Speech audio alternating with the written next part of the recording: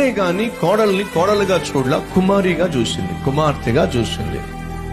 ఈరోజు ఎంతమంది అత్తలు కోడల్ని కసాయిదాన్లా చూడటల్లా, మాటలతో చేతలతో వేధిస్తూ బాధిస్తూ నరకం చూపించట్లా?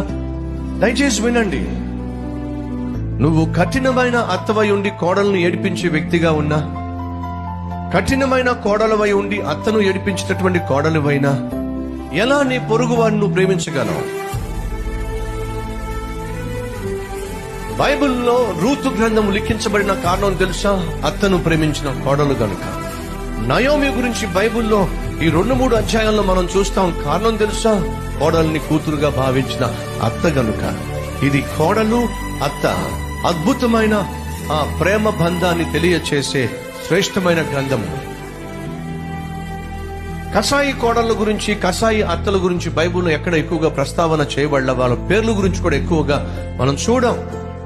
అత్తను ఏడిపించినటువంటి కోడళ్ళు ఎవరైతే రిబ్కా మాట్లాడిందో వాళ్ళ పేర్లు కూడా లేవు.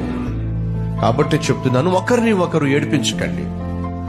పొరుగువాడిని ప్రేమించమని బైబిల్లో ఉన్నప్పుడు ఇంటి వారినే ప్రేమించలేకపోతే ఎలా?